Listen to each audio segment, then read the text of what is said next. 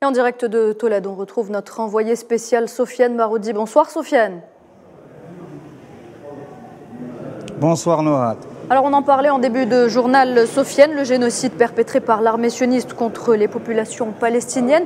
Justement Sofiane, cette conférence intervient dans une conjoncture tendue.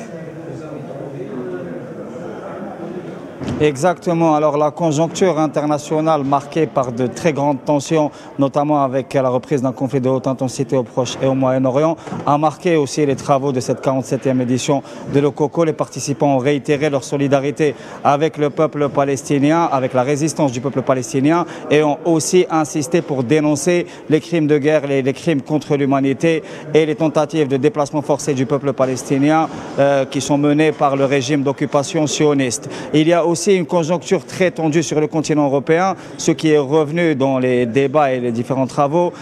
Pour rappel, le conflit en Ukraine touche le continent européen. Il y a aussi la montée des courants d'extrême droite sur tout le continent européen qui préoccupe beaucoup en ce moment. Il y a aussi certaines préoccupations par rapport à la possibilité d'une escalade du conflit au Sahara occidental qui impacterait toute la région, et les participants ont aussi insisté pour plaider pour la nécessité de mener un processus qui permettrait une résolution selon ce que prévoit le droit international pour justement éviter une escalade du conflit dans la région.